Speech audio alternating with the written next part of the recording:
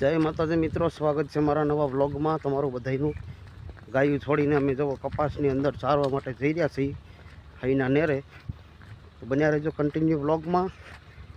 બધી detail process તમને video થકી જાણવા મળશે, તો કન્ટિન્યુ વ્લોગમાં જોડાયા રહેજો।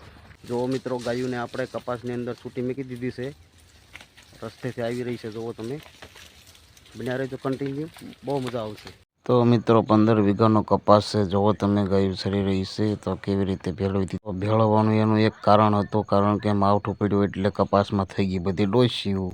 ઘરેથી ગાયું છોડીને ચારવા માટે નીકળી ગયા છે। આજ કોની વાડીમાં જવાનું છે, આ બન્યા રહેજો વિડીયોમાં, તો તમને જાણવા મળશે કેટલી ગાયું છે, કેટલી ડુંગળી છે, કેટલો કપાસ છે, તમને બધી ડિટેલ પ્રોસેસ વાડીના માલિકની બધી તમને માહિતી મળી જશે। તો વિડીયોમાં બન્યા રહ્યો, લાઈક શેર અને સબસ્ક્રાઈબ કરો। સબસ્ક્રાઈબર કરેલું હોય તો સૌથી પહેલાં તમને વિડીયો જોવા મળે, વિડીયોનું નોટિફિકેશન તમને મળે, તો ફટાફટ સબસ્ક્રાઈબર કરો, વિડીયો જોવાનો આનંદ કરો, મોજ કરો।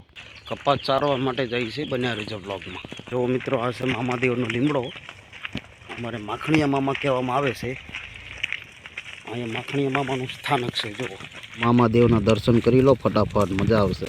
જો અહીંયા માખણીયા મામાનો લીમડો છે, અહીંયા માખણીયા મામાનું સ્થાનક છે કરેડા।